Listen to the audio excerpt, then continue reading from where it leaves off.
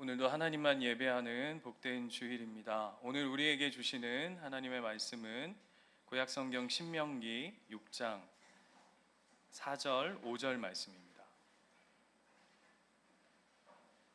구약성경 271면 신명기 6장 4절 5절 말씀 우리 다 같이 합독하도록 하겠습니다. 다 찾으셨죠? 같이 읽겠습니다. 시작. 이스라엘아 들으라. 우리 하나님 여호와는 오직 유일한 여호와시니 너는 마음을 다하고 뜻을 다하고 힘을 다하여 내 하나님 여호와를 사랑하라. 아멘. 오늘 이 귀한 말씀 가지시고 저희에게 말씀 전해주실 목사님은 목사님이시면서 또 선교사님이시고 우리 가족이죠, 그죠? 네, 우리 가족인데 1년 만에 뵙는 것 같아요. 거의 한 1년 만에 우리 이석 선교사님 모시고 우리 귀한 말씀 전해 듣도록 하겠습니다. 우리 박수로 모시겠습니다.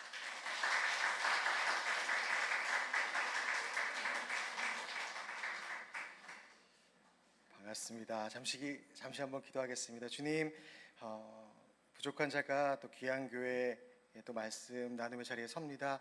주님의 것만 나누고 주님의 것만 아로 새겨지는 시간 되게 하여 주시고 전하는 자와 듣는 자 모두 아멘으로 화답하는 시간 되게 하여 주시옵소서. 예수 그리스도 이름으로 기도드립니다. 아멘. 정말 반갑습니다. 목사님 소개해 주셨던 것처럼 저는 이희석 선교사라고 하고요. 잠시 저희 가족을 소개해드리면 이 아내 이소명, 그리고 이제 일본에서는 초등학교 2학년인데 한국에 있었으면 이제 1년 좀 일본이 빠르거든요. 이제 초등학교 1학년짜리인 첫째 하루, 그리고 재작년에 저희가 처음 예수님교회 만났을 때 이곳에서 잠시 이렇게 지냈었거든요. 그때 태어난 이제 2년 8개월, 2년 6개월 정도 된 하루, 이름 거꾸로 루하, 이렇게 네 가족이 이렇게 살아가고 있습니다. 목사님께서 가족이라고 표현해 주셔서 너무 뭉클한데요. 사실은 근처에 저희 부모님이 살고 계시는데 저희 둘째 출산을 맞춰서 재작년에 들어왔다가 저희가 이제 바로 나가지를 못했어요. 일본으로. 둘째 비자를 빨리 내주지 않아서 지내게 되면서 그래도 오랜 시간 출석하면서 예배드리고 싶다는 마음에 이렇게 알게 된 교회가 바로 이 예수님 교회였고, 그럼에도 불구하고 저희가 이곳저곳 이제 왔다 갔다 왕래하면서 꾸준히 다니지는 못했는데 진짜 나그네 같이 왔다 갔다 할 때도 저희를 따뜻하게 맞아 주셨던 곳이 이곳이었습니다. 아까 목사님이랑 농담이 아니죠. 실제로 이런 이야기를 했었는데, 아내가 이제 둘째 출산 때문에 저와 첫째보다는 늦게 교회를 오게 됐고, 또 저희 아내를 또 교회 예수님교회 집사님들이 반겨주시고 이제 식사를 하는 자리에서 저에 대해서 이렇게 말씀하셨대요. 이렇게 와서 누군가 예배를 열심히 드리는 것 같은데, 저를 말씀하시면서 아무래도 사역자거나 혹은 신천지가 확실하다, 이렇게 말씀하셨대요. 근데 다행히 신천지는 아니었어요.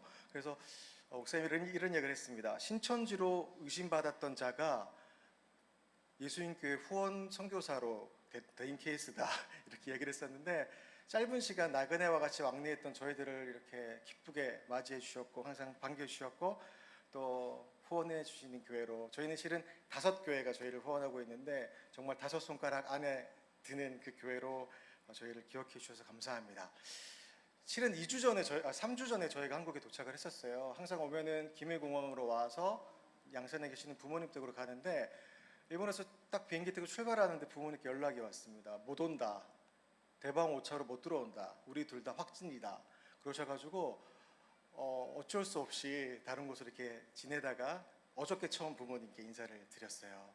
돌아다니다 보니까 3주간의 시간 동안 많이 먹게 되더라고요. 다 맛있더라고요. 그래서 이렇게 사실 선교사가 조금 이렇게 좀 푸석푸석까지는 아니지만 웃음의 의미를 말씀 안 드려도 아시겠죠. 그렇게 좀 덕스럽게 좀 이렇게 그렇게 날렵하게 인사드렸어야 되는데 푸근하게 여러분 만날 수 있게 돼서 감사하고 또 죄송합니다. 저희는 일본에서 이제 8년 반을 넘어서 곧 이제 만으로 9년을 향해 달려가고 있는데, 최근 일본에서 느끼는 한류가 정말 대단합니다. 뭐 넷플릭스라든지 그런 드라마 순위도 한국이 항상 일본에서 상위권에 있고요. 얼마 전에 하루를 데리고 병원을 갔는데 일본 병원을 갔는데 일본 사람들이 잘 그렇게 하지 않는데 그분이 너무 한국을 좋아하시나 보더라고요. 그래서 마지막에 이제 처방전을 봤는데 살짝 저에게 우투더 영투더 이러시는 거예요. 뭔지 아시죠? 뭔지 아시죠? 저는 드라마를 다 보지도 않았는데 그것만은 알고 있었거든요. 우투더 영투더. 그래서 제가 이렇게 저도 모르게 이렇게 할 뻔했던 그런 기억이 있습니다. 정말 엄청나게 뭐 패션이며 뭐 뷰티, 음식, 한글까지도 인기가 너무너무 많아요. 그래서 일본 학교를 다니고 있는 하루한테도 하루가 성이 이하루니까 이하루 큰 이러면서 막 하루를 다 일본 친구들이 다 알고 또 반겨주더라고요. 근데 여러분 그럼에도 불구하고 사실 상처를 주고받은 일본과 한국의 역사적인 사실이 있기 때문에 그 사실 앞에서는 마음이 복잡해지는 게 있습니다. 사실 지금 제가 입고 있는 옷이 일본의 전통 의상 중 하나입니다. 스시집 가시면 이렇게 입고 계시죠? 스시 투어 가면 서비스 받을 수 있는 의상입니다. 이라시아이마세 의상이라고 제가 부르고 싶은데요. 사실 그 세계 각국의 선교사님들이 선교 보고하실 때 이렇게 옷을 입고 오시잖아요. 저는 예수인교회 유튜브 구독자이기 때문에 얼마 전에 선교사님이 또 이렇게 딱 입고 계시길래 저거다 라는 생각이 들었어요. 그래가지고 저도 준비를 해봤는데 저도 뭐 예전에 그 선교사님들 보면은 그 흰 티에 여름에는 국기가 그려진 그런 티를 입고 오시더라고요.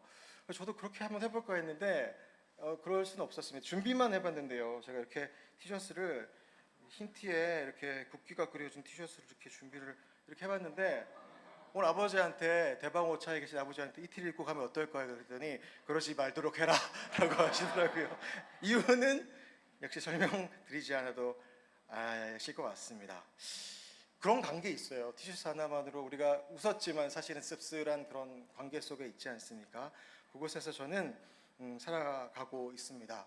선교 보고를 일일이 드리는 것보다 제가 항상 또 감사한 건 선교 편지를 제가 기도 편지를 보내드리면 일부 교회 집사님들이 이렇게 또 잘 봤다라고 말씀해 주시는 분도 계시고 공유를 이렇게 해 주시더라고요. 목사님께서 너무 그래서 감사드리고 그 편지 속에서의 사역들의 보고가 있기 때문에 그것들은 좀 생략을 하도록 하겠습니다. 그리고 뭐 선교사님들이 오셔서 필요에 따라 뭐 각국의 문화라든지 음식이라든지 이런 거 잘 아시잖아요, 그렇죠? 그런데 사실 요즘에는 여행으로 오시는 분들이 더 선교사님 여기 일본은 여기가 맛집입니다라고 소개해 주시고 그러시더라고요. 그래서 그런 것도 다 생략하도록 하고 정말 간단하게만 좀 기도 제목을 나누고자 합니다. 일본에 대해서 소개를 드리고자 합니다.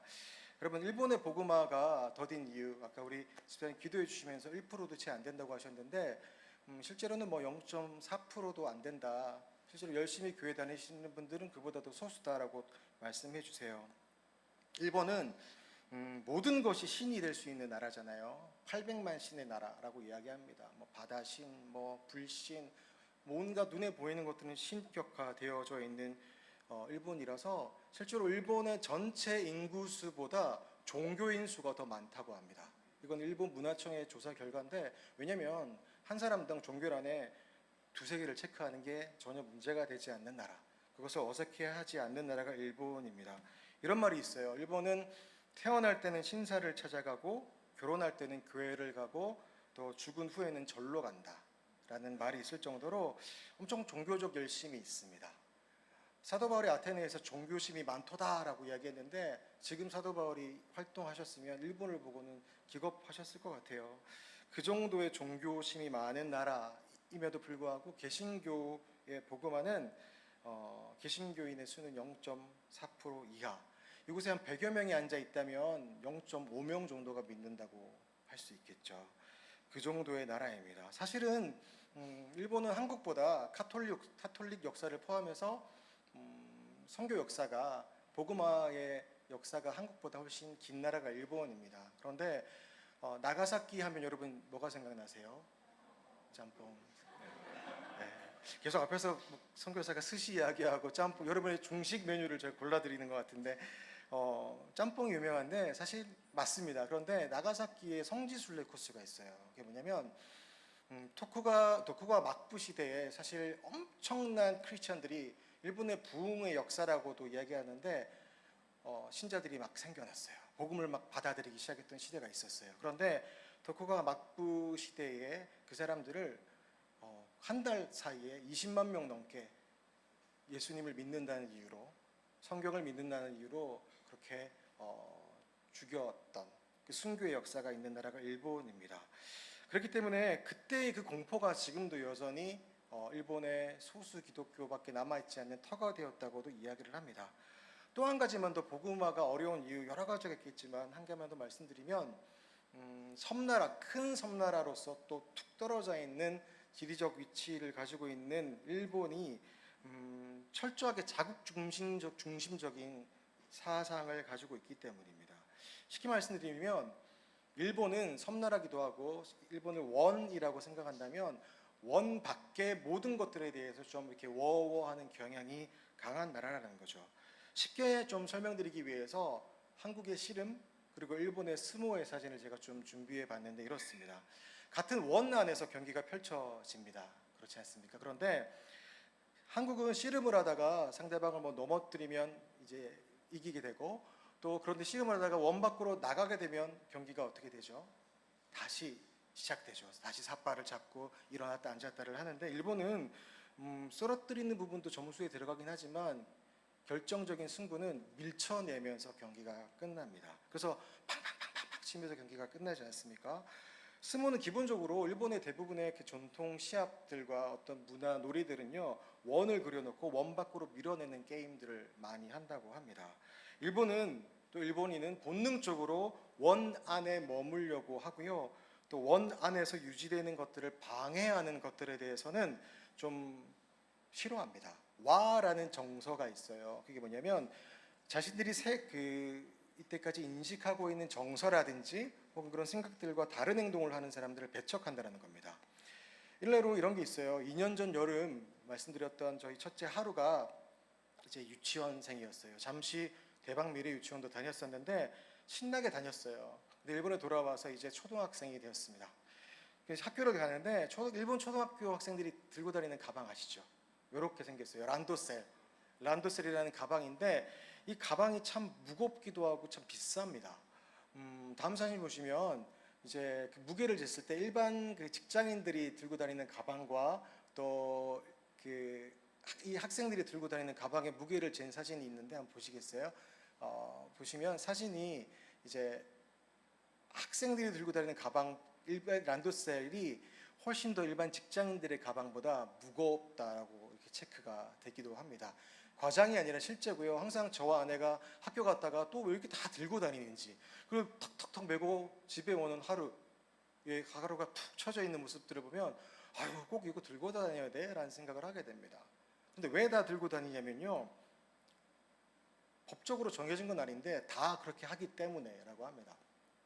이전에는 이 가방의 색깔도 학년별로 정해졌대요. 뭐 1학년은 뭐 빨간색, 2학년은 파란색, 굳이 표현 드리자면. 그래서 그것 외의 모습의 가방을 맨다거나 혹은 다른 색깔을 이전에 맨다거나 했다면 그 친구는 완전히 좀 이지매의 대상이라든지 왜 저래? 왜 너만 튀어? 이런 인식들을 서로 주고 받는다라고 합니다. 근데 여러분, 일본인들이 워낙 그 원 안에서 주변을 신경 쓰고 지켜왔고 자신들이 지키고 있는 선에 대해서 선을 넘어가려는 시도가 없다라고 한다면 기독교는 어떨까요?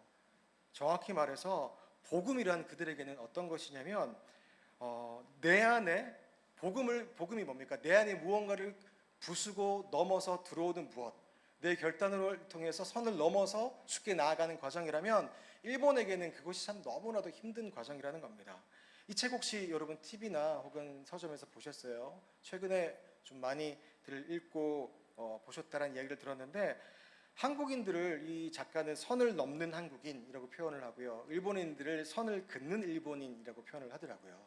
저희도 뭐 아직 10년도 채 안 됐지만 무슨 말인지 딱 제목만 보는 순간 좀 느낌이 오더라고요. 감사하게도 우리 대한민국은 이 선을 넘어서 복음을 받아들인 축복의 역사가 있는 나라입니다. 그런데 일본은 그러지 못했다고 해요. 일본이 먼저 복음화 될 수 있는 여러 가지 역사적 상황들이 있었는데, 과거 그 일본의 초기 선교사였던 분들, 그리고 동시대에 조금 지난 한국 선교사님들의 책들을 보면 증언들이 이런 게 있어요.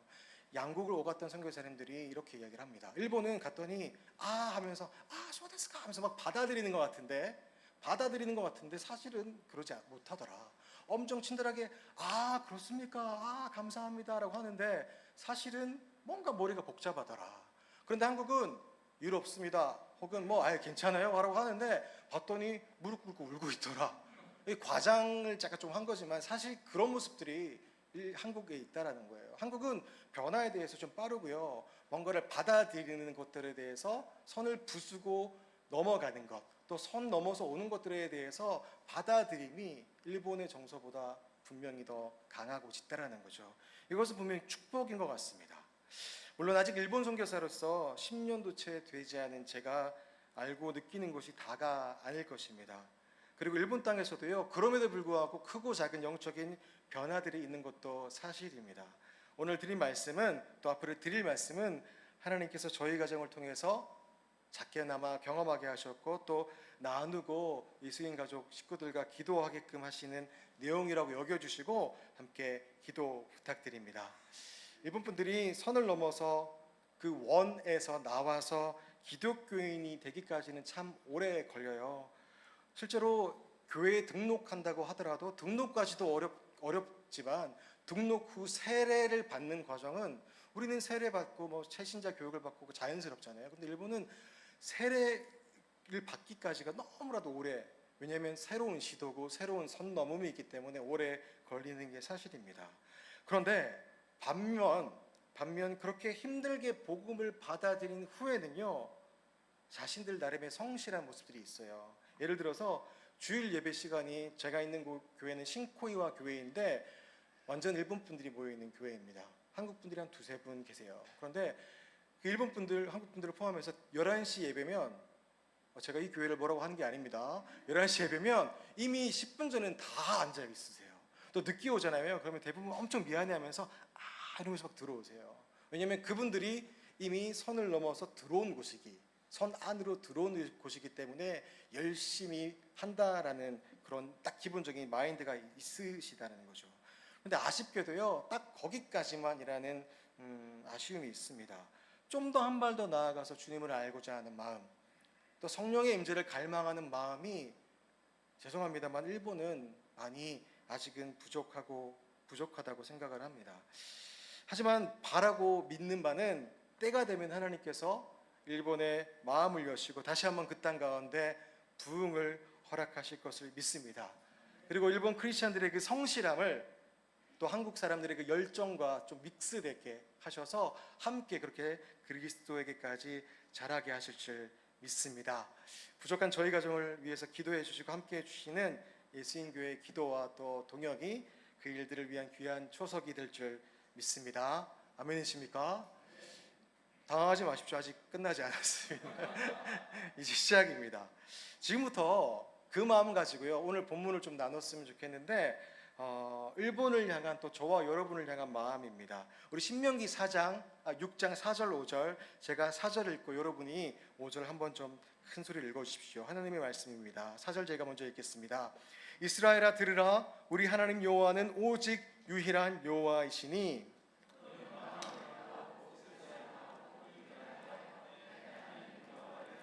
우리 5절 한번 다시 읽겠습니다. 시작. 너는 마음을 다하고 네, 하나님 여호와를 사랑하라. 아멘.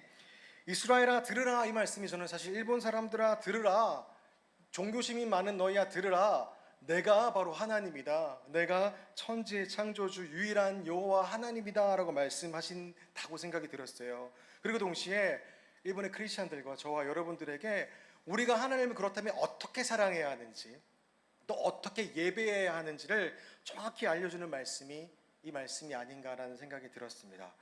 여러분, 존 파이퍼라는 신학자 목사님이 계시는데 이런 이야기를 하더라고요. 선교는 예배가 존재하기 위해 존재한다.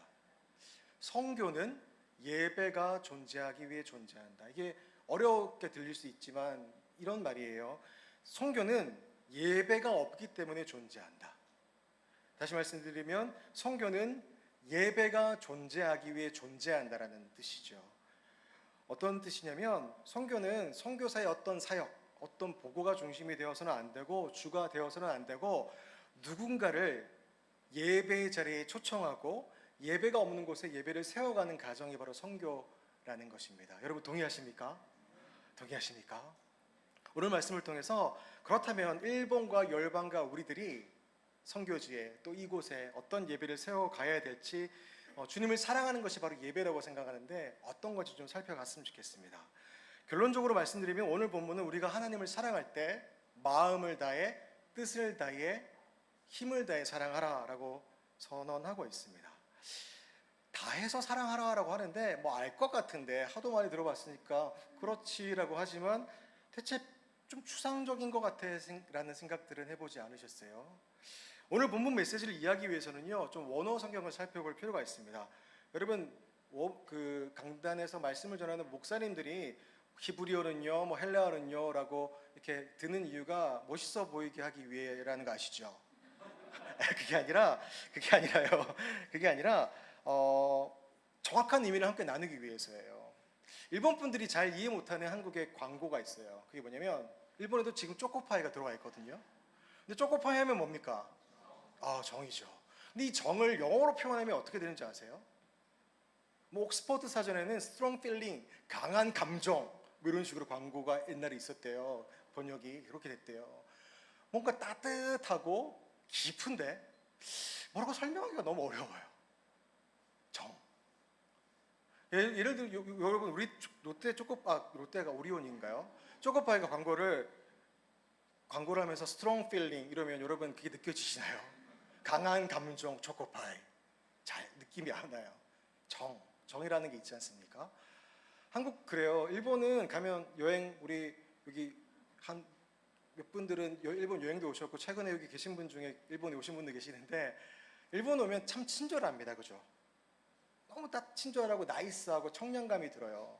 그런데 오래 지내다 보면 다 그런 건 아니지만 뭔가 친절한데 좀 차갑다라는 느낌이 들 때도 많이 있어요. 그런데 한국은요 좀 달라요. 특히 경상도는 그래요. 투박하게 뭔가 이야기하는 것 같은데 식당 가도 뭔가 좀 화가 나셨나? 라고 느낌이 오는데도 불구하고 뭔가 따뜻해요. 말로 다 설명할 수 없는 그런 게 있어요.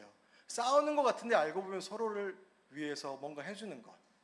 계산할 때도 일본 사람들이 보면 기겁해요. 서로 막 카드 가지고 긁으려 무공을 펼치냐 팍팍팍 하면서 뭐 서로 카드 결제하려고. 일본 분들은 그런 거 잘 없거든요. 근데 그게 다 정이잖아요. 서로 나눔의 교류잖아요. 한국만이 가지고 있는 정서를 담은 정이라는 단어가 있어요. 근데 이 마음과 뜻과 힘도 사실은 원어로 좀 우리가 좀 볼 필요가 있습니다. 여러분 그 이스라엘아 들으라라는 거는 뭐냐면 오늘 본문에 이스라엘아 들으라는 거는 뭐냐면 쉐마 이스라엘이라는 거예요. 쉐마 이스라엘. 그 유대인들은 또 지금 이스라엘 백성들은 사람들은 지금도 이 말씀을 그때 당시 말씀하셨던 바처럼 손목에 메어 기호를 삼으며 너의 미간에 붙여 표로 삼고 너의 집 문설주와 바깥문에 기록해라라고 했던 그 말씀을 지금도 그대로 한대요. 그만큼 중요하게 여기는 말씀이라는 겁니다. 중요한 거 붙여놓잖아요, 그죠? 차 보면은 왜 그 뒤에 보면은 뭐 각 차 뒤에도 가까이 오면 후진합니다 이런 글도 있고 또 제 신대원 다닐 때 해병대 모임이 있었는데 해병대 출신 전사님들은 또 모임이 있으시더라고. 아직 너무 강렬한 기억이 뭐냐면 해병대 그 신대원 출신들 전사님 방에 한 번 해병은 천국까지 해병 적혀 있는 걸 보고 와 진짜 무섭다라는 생각들을 했습니다. 이 일본 그 쉐마 이스라엘이 그런 거예요. 강력하게 우리가 바라고 우리가 믿고 있는 바를 표현한 게 쉐마 이스라엘인데 그 첫 번째 마음을 다하여가 뭔지를 좀 한번 살펴봤으면 좋겠습니다. 한번 따라해 주십시오. 마음을 다하여. 이 마음을 다하여는 라바브라는 건데 말 그대로 마음이라는 뜻입니다. 그런데 이 히브리어로 라바브가 언제 사용되어지냐면요. 무언가에 몰두해 있는 모습이에요. 뭐 집중력, 뭐 공부 잘하는 집중 이런 걸 이야기하는 게 아니라 그런 거 있잖아요. 너무 누군가가 어딘가 몰두해 있는데 보고 있는데 주변이 불러도 대답도 안 해요. 그리고 누구야 불렀는데 라고 대답은 했지만 본인이 대답한 줄도 모를 정도의 몰두되어 있는 상태가 있지 않습니까? 예를 들자면 남녀 간에 사랑에 빠졌을 때 야, 저 친구 저런 친구였나? 저런 행동도 안 해? 저런 표현도 안 해? 라는 것. 그만큼 빠져있고 몰두해져 있는 상태를 표현할 때 라바브라는 단어를 쓴대요. 이성적, 합리적 생각을 뛰어넘은 사랑이죠. 표현이죠. 사복음서에는 영상 사진 보시면 이 여인이 있습니다. 향유 옥합을 깨뜨린 여인 잘 아시죠? 예수님께서 한 바리새인의 식사 자리에 초대를 받으셔서 가셨을 때 한 여인이 등장해서 향유 옥합, 그 순전한 나드라고 불리는 지금으로 봐도 엄청 비싼 그것들을 깨뜨려서 예수님의 발에 붓고 심지어 본인의 머리로 닦아드리지 않습니까? 그때 문화나 관습을 뛰어넘는 행동이었죠. 그래서인지 이를 옆에서 보던 유다가 혀를 차면서 이 여인을 책망합니다. 유다가 볼 때는 이 여인의 행동이 참 한심하고 아깝고 상식 밖이라고 생각했던 것이죠. 어쩌면 유다의 생각이 진짜 말 그대로 상식적이었을지는 모르겠습니다. 여러분의 솔직한 생각은 어떠세요? 우리 또한 예수님을 섬길 때요, 좀 합리적이고 이성적인 차원에서 섬기고 예배드릴 때가 있습니다. 앞서 선에 대해서 말씀드렸는데 일본인들이 참 그래요. 여기까지만 해야 돼. 여기까지만 해야 돼. 매뉴얼대로 해야 돼. 주보대로 해야 돼. 라는 게 있다라는 거죠. 좀 더 열심히 외웠으면 좋겠는데 여기까지만 해도 충분해. 라고 스스로 워워하는 게 있다라는 겁니다. 근데 놀랍게도 여러분 마가복음 14장 9절 말씀을 보시면 이 여인의 행동에 대해서 예수님께서 이렇게 말씀하세요. 같이 한번 읽겠습니다. 시작. 내가 진실로 너희에게 이르노니 온 천하에 이 여자가 행한 일도 말하며 그를 기억하리라 하시니라. 아멘. 여러분 보십시오. 예수님의 말씀은 이 여인이 예수님을 향한 사랑을 표현했던 그 행동이 사랑의 기준이 될 거야. 복음이 전파되는 곳에는 이 여자가 행한 일도 말하여 그를 기억해야 할 거라고 말씀하실 정도로 이 여인이 어리석어 보였지만 이 마음, 이 사랑을 너희가 좀 알아야 한다. 이 정도의 마음을 너희가 좀 가져주겠니? 라는 메시지를 지금 던지고 계신 거예요. 라바브가 바로 이런 사랑입니다. 무언가 열중한 나머지 다른 사람이 무엇이라고 말하던 상관없는 사랑. 물론 이것이 다른 사람들이 불편하게끔 만들고 소위 표현이 죄송스럽습니다만 개독교라고 불릴 정도로 교회가 마음대로 하고 마음대로 판단하고 이기적으로 행동하고 이렇게 하자는 말이 아니에요. 지혜롭게. 하지만 마음을 온전히 주님께 몰두함에 드리자라는 겁니다. 우리 옆에 있는 분들께 한번 그렇게 얘기합시다. 라바브의 마음으로 사랑 드립시다. 시작.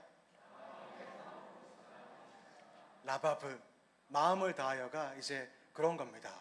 여러분 벌써 원어 하나 수료하셨습니다. 라바브의 사랑. 그럼 두 번째는 뭐가 있냐면요. 한번 따라해 주십시오. 뜻을 다하여. 이것도 한번 따라해 보실까요? 레페시. 네페시. 여러분 이 네페시는요. 영어 성경에서는 가장 많은 단어로 번역되어지는 게 이 네페시라는 건데요. 이게 뭐냐면 말 그대로 soul이라는 거예요. 영혼, 뭐 호흡, 하지만 영혼, 목숨, 생명까지도 해석되어지는 게 이 네페시라는 단어입니다. 그러면 이 뜻을 다해, 네페시를 다해 주님을 사랑해야 한다라는 게 어떤 뜻일까요? 그것을 좀 이해하기 위해서 시편 기자의 고백을 한번 보십시다. 시편 62편 1절 말씀에 나오는 이 영혼이 네페시거든요. 나의 네페시, 나의 영혼이 잠잠히 하나님만 바라며 나의 구원이 그에서 나는도다. 또 한 가지 시편 42편 1절 말씀 이렇게 선포합니다. 하나님이여 사슴이 신의 물을 찾기에 갈급함 같이 내 영혼, 내 네페시가 주님을 찾기에 갈급합니다라고 표현합니다. 시편에서는 이 네페시가 참 많이 나오거든요. 여러분 제가 20대, 지금 이제 40대 중반을 넘어서 달려가고 있지만 딱 20년 정도 전에 아프리카에서 1년 정도 단기 선교사를 있었어요. 근데 부족 사역을 많이 했습니다. 그런데 부족 사역들을 많이 하다 보니까 진짜 뭐 동굴에서 자기도 하고 때로는 뭐 숲에서 자기도 했는데 야생인 거죠, 야생. 근데 사슴이 막 뛰어다니는 게 동네 뭐 강아지나 개가 뛰어다니는 것처럼 쳐다보여질 때도 있더라고요. 근데 사슴을 이렇게 자주 보는데 사슴은 원래 우물가에 물을 마실 때 예쁘게 먹어요. 꽃사슴 들어보셨죠? 이렇게 예쁘게 혀를 날름날름 먹는데 막 누가 사슴이 뛰어오더니 실제로 제 눈앞에서 멀리서 우물에 머리를 탁 바꿔 먹는데 옆에 있는 그 현지 부족 영어를 하시는 분이 저거는 저 사슴은 제가 왜 저렇게 물을 마셔요? 라고 했더니 진짜 급하게 마시는 거래요. 근데 이게 목숨 걸고 마시는 거래요. 왜냐면 사슴은 우리도 물이 없으면 이제 힘들어지잖아요.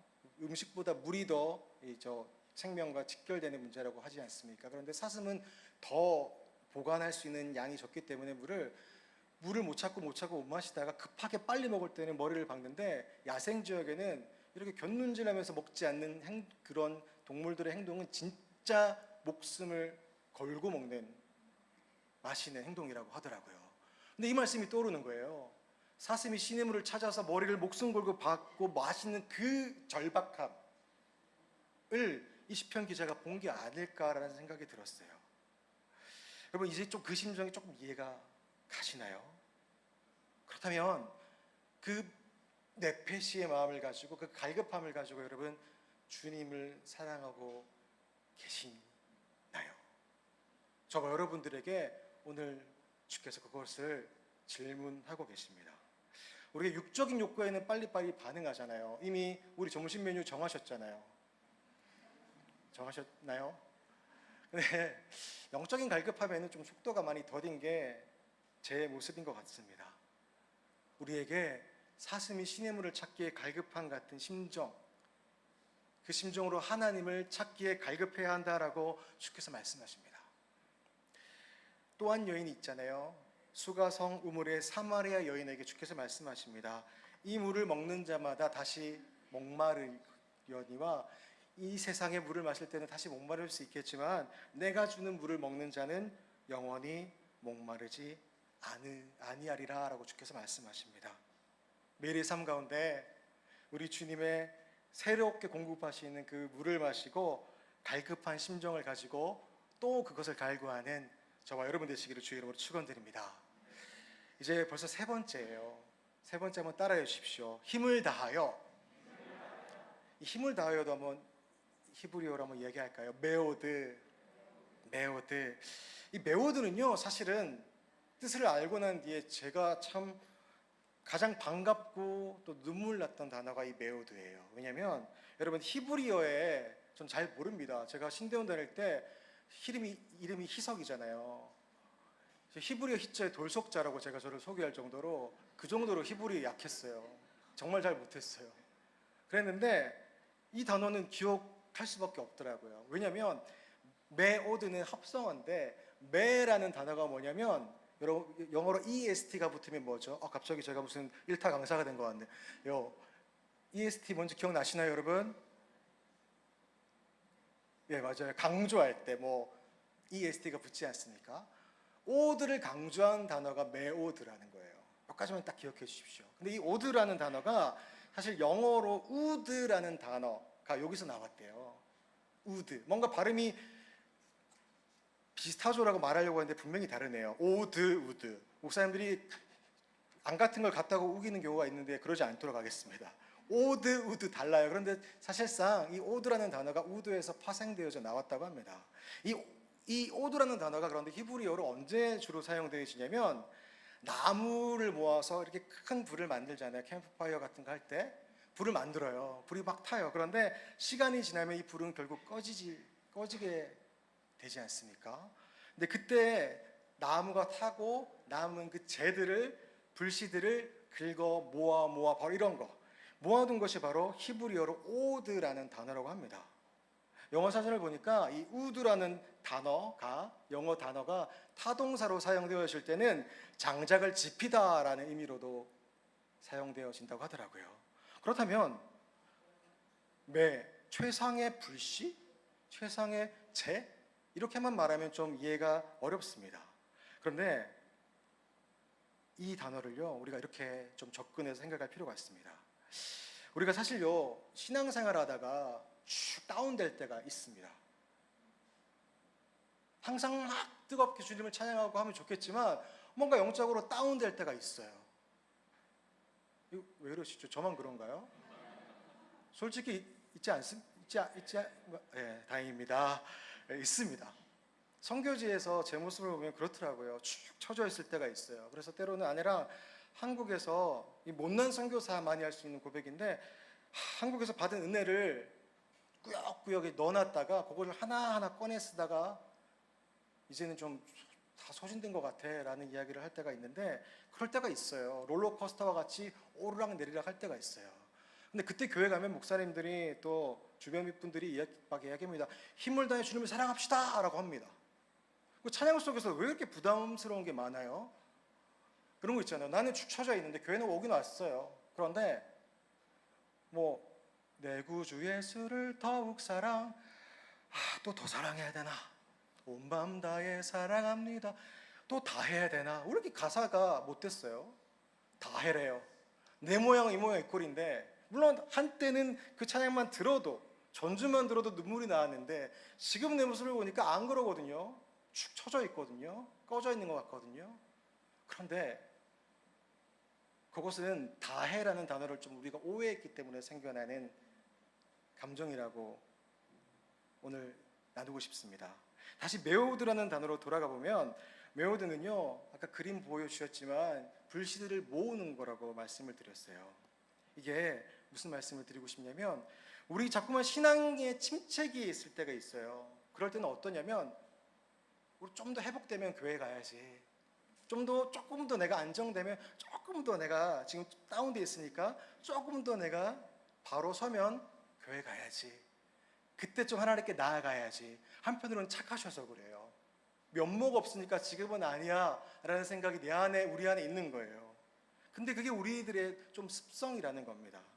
그런데 그것은 힘을 다해서 하나님께 나아가는, 내가 진짜 힘났을 때 나갈게요, 그것이 힘을 다해 나가는 것이 아니라, 오늘 메오드가 우리에게 알려주는 바는 뭐냐면, 하나님께서 우리에게 원하시는 것은 우리 모습이 내가 보기에는 온전하지 못할지라도, 마치 장작더미가 활활 타오르다가 불씨가 되어 식어져 버려서 남아있는 그 상태가 될지라도, 다시 그것을 하나하나 모아서 다시 한번 긁어 모아서 후 불면 불이 붙잖아요. 그죠? 막 타오르지는 못할 수도 있어요. 근데 옆에서도 불어주고, 교회 식구들이 불어주고, 또 아내가 불어주고, 또 내 스스로도 힘을 내어 불어서 다시 한번 짚혀가는 사랑, 그 과정이 바로 메오드로 하나님을 사랑한다라는 뜻이라는 겁니다. 힘을 다해서가요, 마치 권투 시합으로 생각하면 강력한 어떤 선수의 스트라이크 한 방, 어퍼컷 이런 것만 생각할 수가 있는데, 아니요, 잽과 같은 거래요. 그냥 좀 투박해도, 조금 힘이 없어도 툭 하나님께 나아갈 때 와 이렇게 나아갈 수도 있지만, 아유 제 모습이 이래요 하지만 나아가는 거예요. 또 가는 거예요. 또 가는 거예요. 그게 바로 메오드의 사랑이라고 저와 여러분들에게 오늘 말씀해 주고 계십니다.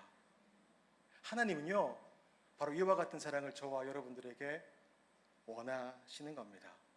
스스로의 모습이 실망스럽고 그토록 타올랐던 주님을 향한 사랑의 불씨가 거의 남아있지 않다고 생각되더라도, 그 불씨를 모아서 다시 한번 주께 나아가는 그 사랑을 저와 여러분들에게 원하시고 기다리고 계십니다. 근데 여러분, 왜 우리가 그렇게 마음과 뜻과 또 힘을 다해서 주님을 사랑해야 하는 줄 아십니까? 그것은요, 우리 주님께서 먼저 우리를 그렇게 사랑해 주셨고 사랑하고 계시기 때문입니다. 할렐루야. 주님께서 먼저 우리를 마음을 다해서, 뜻을 다해서, 힘을 다해서 사랑해 주셨어요. 그런데 언제 우리를 그렇게 그토록 사랑해 주셨고 또 사랑하고 계시냐면, 이 말씀이 그 답인데요. 로마서 5장 8절 한번 한 목소리 같이 읽겠습니다. 읽겠습니다. 시작. 우리가 아직 죄인 되었을 때에 하나님께서 우리에 대한 자기의 사랑을 확증합니다. 아멘. 우리가 앞서 찬양 드렸잖아요. 십자가의 보혈, 완전한 그 사랑 믿고 힘입어 나아간다고요. 하나님께서는 우리가 완벽해졌을 때가 아니라, 우리가 보기에 좀 납득이 되었을 때가 아니라, 아직 죄인 되었을 때에,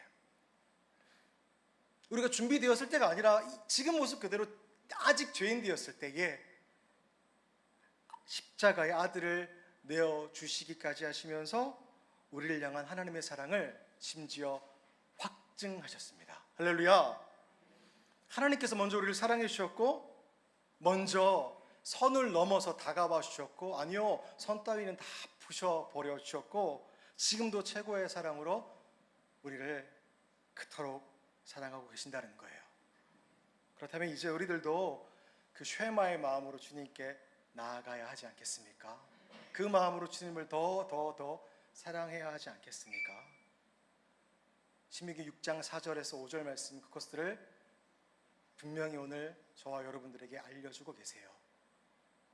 마지막으로 신명기 6장 4절 5절 말씀을 읽으실 텐데 한번 저를 따라 읽어주십시오. 저는 제 이름을 넣도록 하겠습니다. 희서가 들으라. 자기 이름을 넣으십시오. 희서가 들으라. 시작. 희서가 들으라. 네.